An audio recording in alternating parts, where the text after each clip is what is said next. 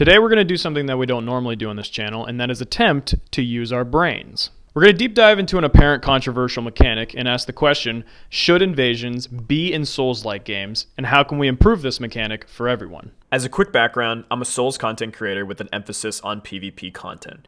Elden Ring has been at the core of this channel since I restarted content creation back in October of last year. 2023 has been arguably the most stacked year for game releases in a decade. But topping my list of these releases is Lords of the Fallen for no other reason than it has my favorite multiplayer mechanic in video games, invasions. What makes invasions great? It's a unique method of player interaction that values player expression and changes up how matchmaking normally works in most games. The process is simple. A player joins another player's world with the intent of killing or becoming an obstacle for the host as any NPC would. How the victory is achieved is up to you, be it a straight-up hunt, or pretending to be Santa Claus and dropping items, or maybe cosplaying an NPC to fit the theme of your build. Everyone fears the naked man with the spoon, and that could be you. Player expression is as important to the invader as it is to the host going through their own world. Seeing Lords of the Fallen have this mechanic that is so beloved to me and many others, I was excited to get myself involved in the community. I followed all of their social accounts, joined their Discord server, and started going through the Reddit threads and Steam forums to see what everyone had to say and find out about the game. I was excited. Unfortunately, when I got there, I saw a lot of discourse in the comments that I have unfortunately seen far too often in discussion threads when a new Souls game with this feature comes out. Please don't add invasions or some variation of let the players avoid the game mechanic, and it's all over the place. Now, why am I making this video? From Software, the developers of the Souls series, have remained adamant in keeping invasions in their games. I'm not worried about invasions going away in From Software games. I'm not even worried about Hexworks, the creators of Lords of the Fallen, giving into these loud demands. They even said in a recent dev journal that they are excited for the game's final release and will be playing day one with new players for co-op and quote-unquote be mean and invade players. What I really want to direct this conversation to is future developers considering the creation of a Souls-like or Souls-adjacent game and possibly being swayed by these voices demanding the potential removal or hindrance of the invasion mechanic. The problem with Souls-like titles, and more specifically the invasion mechanic, is there isn't really much competition in the market. From Software is the only developer that has brought this mechanic to a AAA game. The only other games to attempt this is Deathloop from Arcane Studios, Sniper Elite 5 from Rebellion Developments, and Watch Dogs 2 from Ubisoft. I'm gonna segment those games because they're shooters, so really Lords of the Fallen is the only dark fantasy game to challenge From Software in this genre. Well, them and Team Ninja's Wolong, but we'll get to that later because that needs its own conversation. What I'm trying to say is this is a relatively new mechanic in the sense that hardly anyone is touching it besides one game developer. And I'd like to see the game mechanic to have competition to grow and evolve rather than be yelled out of potential future games. Before we go any further, I want to start by admitting that I am biased in favor of invasions, and I'm largely directing the video towards players who are biased against invasions. In understanding both sides, I think there are ways that the invasion mechanic can be improved to be fun for everyone so that both parties can reach a mutual understanding and acceptance of one another. To start, I'll do my best to argue in favor of invasions as a concept and marry this with invasions as implemented to reach a conclusion as to why there is merit to this game mechanic for both PvP and PvE players. Let's start with how invasions are balanced. We know that invasions are going to play out in a couple of ways in Lords of the Fallen, and I will use comparisons to Elden Ring to make an educated guess on difficulty levels from the perspective of a host that we are going to rank on an arbitrary scale of 1 to 10. Bear with me on this, I'll try to explain why this is an important point to bring up. For starters, there's the solo invasion, with one experienced invader and one host that primarily does PvE and doesn't engage much, if at all, with PvP. I would rank this at the highest difficulty for host at 10. The invader will use advantageous builds and weapon setups, plus general PvP game knowledge to get the upper hand on the PvE player, who will be using a build that suits their personal playstyle in a primarily PvE setting.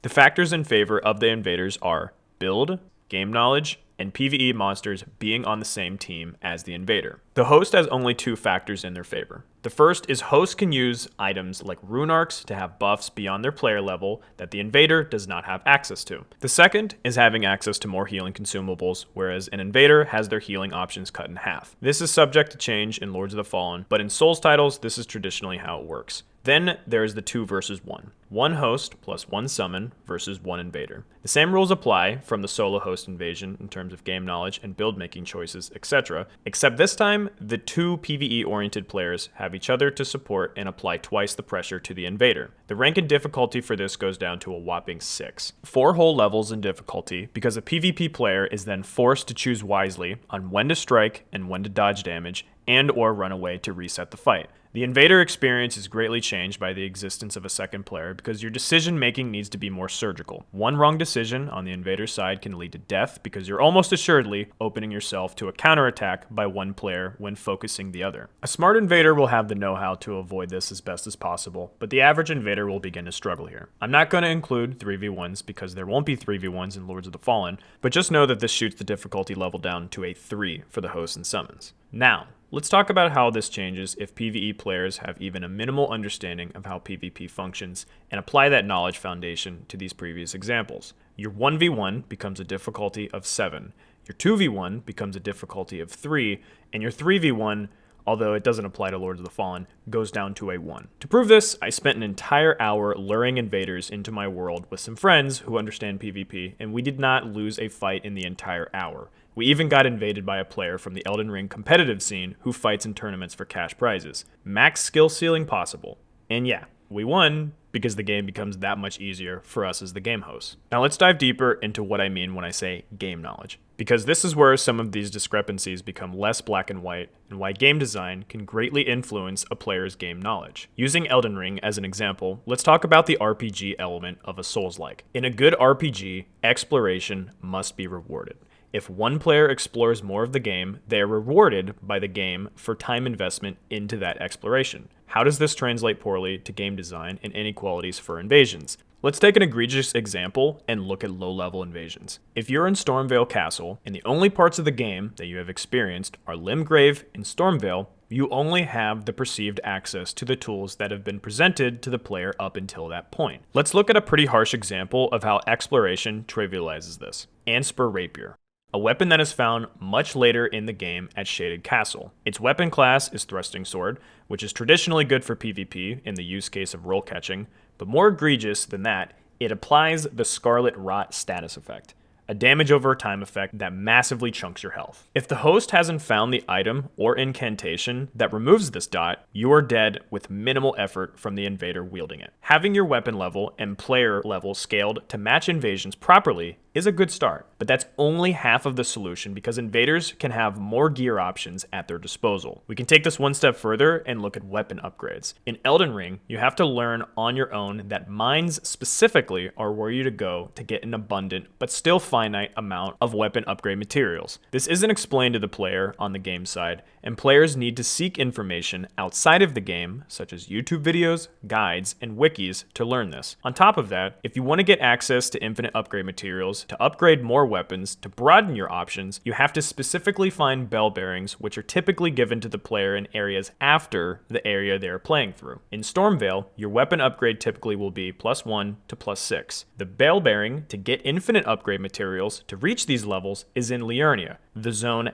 after Stormveil. In Liurnia, your weapon upgrade level will typically be +7 to +12. The bell bearing to get infinite upgrade materials to reach these levels is in Altus Plateau, the zone after Liurnia, and so forth. Even if you have the same weapon options as the invader, you don't have the upgrade materials to level up those options until you reach the next zone. Of course, I used Elden Ring as an example of where RPG mechanic implementation is done poorly. However, that's not to say it couldn't be implemented well. Dark Souls 3 is an example of how this was implemented in a sound and functional way. Since Dark Souls 3 is a linear game, exploration was a lot easier to do, and players would likely visit the areas that possessed the upgrade materials needed for that zone. Additionally, the items that let you buy more upgrade materials were placed in those zones where your natural weapon upgrade would be. Not to mention, several enemies along the way had a drop chance of these materials, giving you technically an unlimited amount of every upgrade material to work with, even if you didn't find the item that let you purchase the infinite amount. From Software, Hexworks, and all future developers, I'm not saying give up on the open world idea for a Soulslike.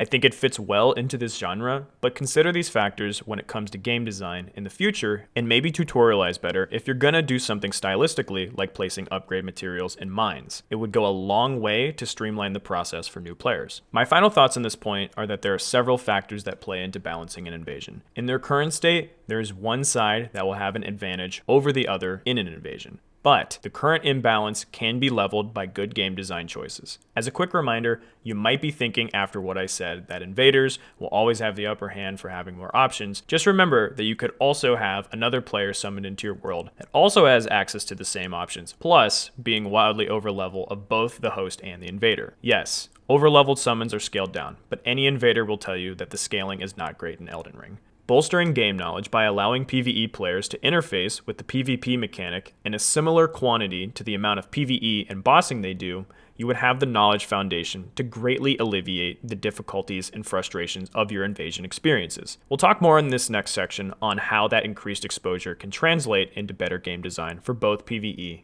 and PvP players.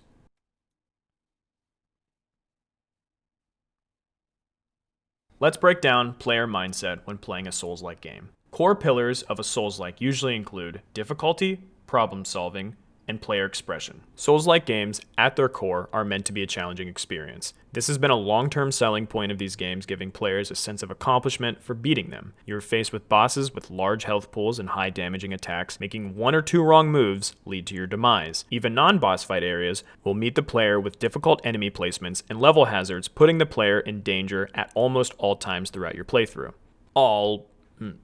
Most players know that that's what they're signing up for when they're diving into a Souls-like. To overcome these obstacles, a player is forced to learn map layouts to avoid hazards, enemy and boss attacks to avoid death, and leveraging their builds to best suit themselves to overcome the ever-changing threats that they are faced with. The player is ultimately given freedom with their build choice and stat allocations to deal with these obstacles. Do you crush your enemies with a high-damaging, slower weapon?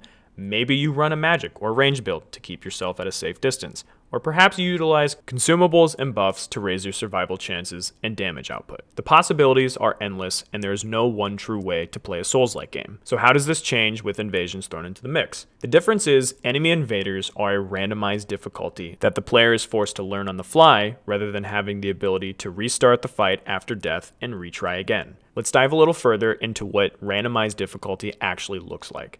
As mentioned before, when you invade into a host world, the matchmaking is dependent on player level and weapon upgrade level. What isn't accounted for is game knowledge. Sure, the host will have a similar stat set to the invader to keep you in a similar bracket for survivability and damage output, but what might be lost on the host is knowing very crucial information such as fat rolling. Why is it bad? How many iframes do I get? How is this different when fighting players on high latency? Hyper armor, how does that work? What frame does certain weapons in Ash of Wars get hyper armor? The simple answer is, you don't play the game casually and know these things. In the case of Elden Ring and previous Souls titles, the player is forced to go outside of the game to learn how these mechanics function. This is another case where proper tutorialization could help onboard new players to better understand these systems, which in turn should be an issue that falls on the shoulders of the developers and not the player base to fill these gaps. Side note, if you want to learn comprehensive breakdowns of Elden Ring PvP mechanics, check out my friend Rustbucket. The link to his channel is in the description. Now let's get back on track. When addressing obstacle problem solving, player mindset is marginally different from how you approach both PvE and PvP. In a fighting game, to get better at learning matchups, you have to be aware of what your opponent's character is capable of and what their strengths and weaknesses are. Using Street Fighter as an example, when you fight Zangief, a slow grapple fighting character, you know that he is at his strongest when he is on top of you and in the grab range to pull off a high damage grab move. The keys to victory are fast attacks and combos, abusing his slow speed, and striking from a distance to abuse his short attack range. On the opposite spectrum, if you're fighting JP, who is a zoning ranged fighter, he is at his strongest when he is at a distance, and at his weakest when he is up in your face. The one caveat with this example is Street Fighter uses player skill matchmaking. A bronze player won't know bread and butter combos and likely aren't going to maximize their damage when they get an opening. These concepts are also true in Souls-like games, with examples like learning how to punish bad rolls and space properly. This is another problem that could be smoothed out for players with tutorialization. This on-the-go style of learning carries into Souls-like games. You can visually read what your opponent is trying to leverage with their build by seeing what they have equipped. Are they using that high damage slow weapon we talked about earlier? Abuse range and quick attack weapons and always be ready to dodge the big attack. Are they running ranged options like magic or bows? Get on top of them and not allow that safe distance. This is no different when playing PvE. Is the boss moving around and constantly shooting you from a distance? Get on top of them and abuse their up-close weaknesses. Is the boss trying to always be on top of you and gap close? Strafe around to their backside and dodge combo attacks and or used range options to keep distance if your build allows for it. At the end of the day, you're ultimately leveraging the strengths of your build and abusing the weaknesses of your opponent. PvP forces players to learn more about build making and what the game has to offer instead of restricting yourself to only knowing what you know about your own build. The same accomplished feeling of finally beating that area or boss once you have that knowledge foundation is truly the same feeling of accomplishment you get from winning an invasion encounter. When you break down the core pillars of playing PvE and PvP, they are fundamentally the same experience, but with a little more on-the-go learning. This learning can be less frustrating for PvE players with, as suggested before, tutorialization, but also increased invasion frequency. Allowing players to interface with PvP more will allow the PvE player base to see invasions more as a core mechanic of the game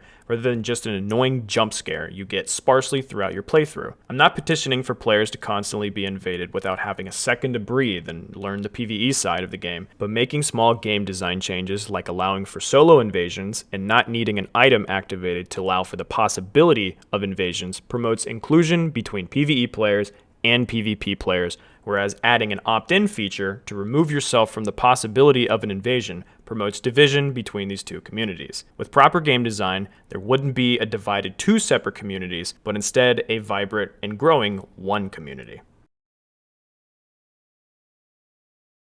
When casual players are finished with a Souls-like RPG, or really any game for that matter, the first thing you ask yourself is, what does the endgame look like?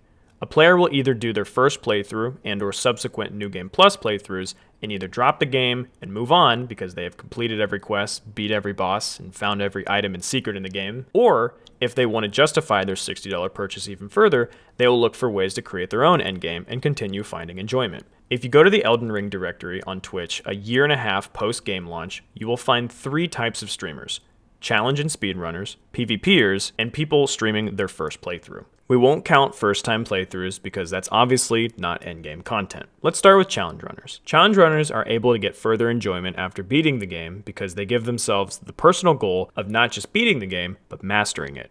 Maybe it's beating the game without getting hit once, or beating the game as fast as humanly possible. In both cases, there is always room for improvement, and the goal of achieving near-perfect mastery of the game is a long and almost impossible journey. People are still doing this to this day with Demon's Souls, and that came out almost a decade and a half ago in 2009. The last, of course, is PvP. Players such as myself find enjoyment in experimenting with various builds to defeat players, challenging ourselves with using bad weapons and setups to win invasions, or even just creating memorable goofy experiences with the player you invade. To me personally, there is nothing more fun and challenging than defeating another player. Plus, your experience is always different, with no 2 invasions ever being the same. This goes without saying, but caring about longevity and a growing, vibrant community within these player-made endgames matters. I found a really awesome community of like-minded individuals with a shared enjoyment of these randomized experiences, and I wouldn't have that if there was a completely dead PvP scene. Let's now diagnose the endgame situation of Souls titles by looking closer at Dark Souls 3 and Elden Ring. Dark Souls 3 had several opportunities for players to interact with PvP, having multiple PvP-centered covenants, PvP-designated areas, and favorable player count limits that provided a lot of avenues for PvP players to stay interested well after the launch of Dark Souls 3. Then we have Elden Ring, which doesn't have any of this. You have an opt-in system with the Furl Collar Finger Remedy item existing for the sole purpose of playing with a friend, and then once a friend is summoned, then and only then can your game be invadable. The player limit in Elden Ring is 4, meaning if there are 2 summons plus the host, you cannot get a co-invader, largely resulting in brutal 3v1s ending up being a frequent encounter in invasions. This 4-player limit also affects the ability to create fight clubs. When you invade a world with a host and summon, it's difficult to communicate to a fresh invader that you want to wait for a moment for another invader to come in. As a potential Fight Club host, you have to pray that your first invader is willing to sit and wait with their hands in their pockets for another invader or a blue to come along to also be on the same page as you. All of this you have to communicate exclusively through in-game gestures. If the count were higher, you could enter into a world and see multiple players sitting and watching the fights, waiting for their turn, and it becomes more clear to incoming invaders that that is what the intended purpose of that game session is.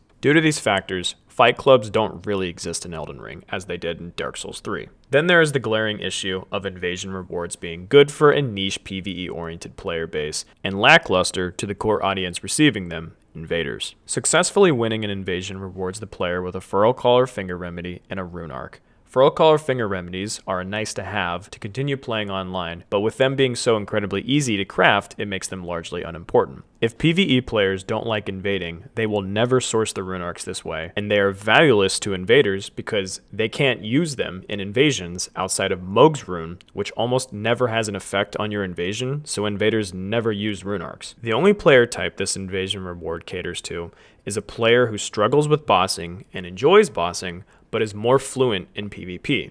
This is a very small and niche player group, as PvEers tend to not use these because 1.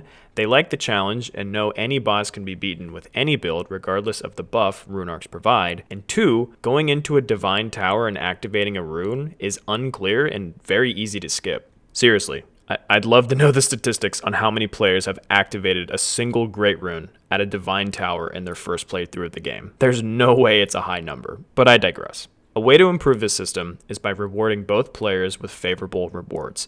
Don't just reward invaders for winning invasions. Reward hosts and summons for successfully beating an invader. Instead of items that are largely unused, give players sought-after rewards, like weapon and armor upgrade materials, or even unique weapons and armor themselves. You can take this a step further and give hosts who win an invasion encounter a buff that can then be taken into the next boss fight. The buff system alone would probably greatly sway a lot of PvE players into welcoming invasions. So the question becomes, have unfavorable design decisions impacted game health and longevity? Let's look at the numbers. We're taking 3 points of data from Steam charts to make an educated guess. They are the concurrent player numbers taken from launch, 3 months, and 5 months. We stop at 5 months because Dark Souls 3 received its first DLC at month 6, and Elden Ring has yet to get its first DLC. At launch, Dark Souls 3 had roughly 74,000 concurrent players. At 3 months, it went down to 7,000 concurrent players, and at 5 months, it went down to 6,000 concurrent players. A 90% drop from launch to 3 months, and a 14% drop from 3 months to 5 months. Elden Ring had roughly 522,000 concurrent players at launch. At 3 months, it went down to 50,000 concurrent players, and at 5 months, it went down to 31,000 concurrent players. A 90% drop from launch to 3 months, and a 38% drop from 3 months to 5 months. In total, Dark Souls 3 lost 91% of players from launch to 5 months, and Elden Ring lost 94% of players from launch to 5 months. The overall number drops are pretty unideal on their own, but the most important numbers to analyze are the concurrent player number changes between 3 months and 5 months. At 3 months, the players that only wanted to play through the RPG to beat it and move on are gone at this point in both games. The 3 to 5 month range can be looked at as the dedicated player base decay rate. Dark Souls 3 had a decay rate of 14%. Elden Ring's decay rate is more than double this at 38%. This is a clear indicator that dedicated players struggled to find prolonged enjoyment in their player-made endgames. I think the data clearly shows that unideal online game design and incentives for players engaging in the online modes have had a negative impact on player community health and game longevity. Just for a laugh, I also looked what the DS3 concurrent player numbers look like today, and as of September 2023, it's still riding around 6,000 players despite being an 8-year-old game. And depending on the hour of the day, Elden Ring can drop as low as 14,000 players, being only a year and a half old and having 7 times the player base size of Dark Souls 3. I want to add one more point here. Remember when I said Wolong Fallen Dynasty needed its own conversation? Let's have that discussion. Wolong was the first fantasy RPG title to have the invasion mechanic outside of a Souls game. From talking to PvP players who did experience the invasions, the general consensus was that it was actually pretty fun. There were decent build varieties, weapon arts, and a fun skill-based parry system that made the experience engaging and something worthy of sinking time into. Bravo to Wolong. But do you know what it also was the first game to do outside of the Souls titles? Add an opt-in feature allowing players to completely turn off the ability to be invaded. With that in mind, let's peek at those numbers real quick. At launch, Wolong had roughly 13,000 concurrent players. In a single month, it dropped down to 1,000 concurrent players, a 92% drop. It's not lost on me that the game had some bug issues among other problems that contributed to the player base dropping. However, you need to remember, so did Elden Ring. As a reminder, I'm pulling these numbers from Steam charts, meaning this is only taken from PC players. Elden Ring on PC at launch had really bad stuttering issues. It had frequent game crashes, map areas that would tank your frame rate, and certain GPUs flat out couldn't run the game despite on paper being powerful enough to do so. From Software eventually fixed these issues, but guess what? So did Team Ninja's Wolong. All things considered, I would easily wager that PvP would be completely dead in no time at all, even if it didn't suffer from these technical issues. If a large part of the PvE community that wants to just do co-op is turning off invasions, that leaves an unaffected PvP player base size to fight over the few PvE players who decided to keep invasions turned on. This ultimately leads to long and frustrating waiting periods to get into your next match, which in turn leads to invaders giving up on the game entirely, because waiting around never feels good. As we covered before, increased interfacing with the PvP mechanics, tutorialization, and favorable rewards are a great way to turn invasions into a welcomed and celebrated mechanic. We saw in Wolong what adding an opt-in feature looks like for game longevity, but there are further fundamental dangers that an opt-in feature translates to for new players. Using myself as an example, my first playthrough of a Souls game in Dark Souls 1. I was waltzing around in Undead Burg and then boom. A red figure was there with really sick looking armor and weapons. I thought, man, this enemy looks cool. Then I noticed he started flipping around on his back, hitting me with weapons I had never seen before. It was then I realized that the difficult game my friend gave me, who said I couldn't beat it, had an online mode, and that red figure in my game was actually another player. The Phantom kicked my ass, and I thought to myself, shit, that was awesome. I want to do what he's doing. So I took to the internet to further learn how to do invasions myself. And here we are, over a decade later, still loving them. Had there been a feature essentially saying, do you want the game to be harder, allowing other players to inhibit my progress? I would have said no to that easily. My initial goal was to just beat the game and prove my friend wrong, and then move on to whatever next game. If it weren't for this mechanic, none of this would have ever happened. I know some people might say, well, I know how invasions work, and I know for myself personally, I don't want it. That's great. And you might be thinking that this is adding an additional option of choice to players, but you're also subsequently removing choices from players by adding this opt-in feature to the game. Let me explain. New players in any game don't know for sure whether they actually like something or not until they interface with that game's systems, and interface with that game's system a lot. I wasn't totally hooked on killing bosses in Dark Souls 1 until after my third or fourth boss kill. At the beginning, even I was like, this is stupid and unnecessarily difficult, and just mauling when it came to fighting bosses. But it wasn't until I started actually learning the boss fight system that my mindset changed to, this difficulty is awesome, and I love rising up to the challenge. Giving uninformed players like myself, when I first tried Dark Souls 1, the nuclear codes to make such a big decision with zero understanding of what the mechanic looks like is just bad game design. Here's a simple visual of how this looks like in practice.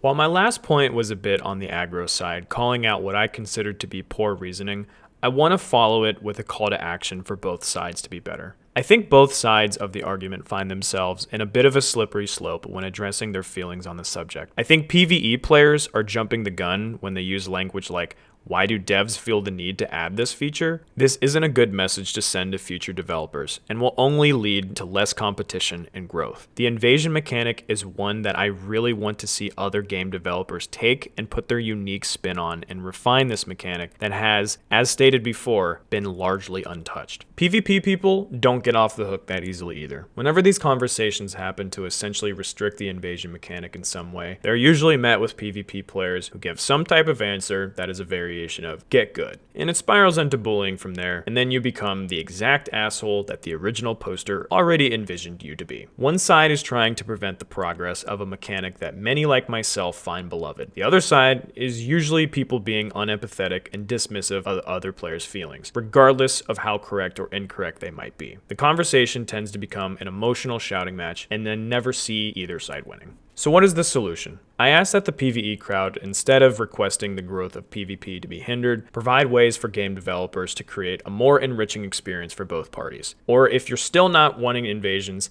at least provide the framework for a better system altogether. For the PvP crowd, I ask that you try and take an educational standpoint during your discourse rather than belittle others. Hell, send them this video. I already did all the research for you, and you don't have to waste time typing out multiple paragraphs diving into philosophy and game design. Here are some final thoughts on this topic. You need the game to teach you how it works. In the case of Elden Ring, the ambiguity is intentional. It heightens the personal journey. Any way you problem solve in the game, there is a path to victory. Remember, Elon Musk's infamous build got to the credits. Experienced players may look on in horror at the decisions that went into that build, but the game allowed for those decisions to bear fruit. In an interview with The New Yorker, Miyazaki said, "We all face problems in our daily lives. Finding answers is always a satisfying thing. But in life, there's not a lot that gives us those feelings readily. That is the beauty and the frustration of Souls. The beauty is in finding answers. The frustration is in mastering questions. When someone with more complete game knowledge interfaces with Elden Ring, the game completely breaks. Let's take speedrunners, for example. They figured out you can stagger lock the final game boss with charged heavy attacks using iron balls. Challenge runners can delete Melania in 37 seconds at level 1. Many of the frustrations with the online in these games comes from the systems breaking down when placed under scrutiny. Just because From has made design decisions this way does not mean every developer should or will. Invasions are almost impossible to separate from in the public's mind, which does a disservice to the idea of invasions. If a developer wishes to reinterpret invasions in their own game, both give them the benefit of the doubt and hold them to the expectation that the mechanic will be well integrated into the game. The very last and final thing that I want to say is I just want to give a big thank you to everyone that helped me write this script, that helped me formulate ideas, consider possibilities that I didn't consider before. This script went through a lot of changes before it came what it is today, and that's largely in part due to the help and support of so many people just giving me their thoughts and opinions. And I want to say right now, if there was ever any part of this video that you thought sounded smart in any way possible, it was probably given to me by somebody else. So I can't thank the people that helped me out with this enough. So you know who you are. Thank you so much. And yeah, see you in the next video. Looking forward to Lords of the Fallen.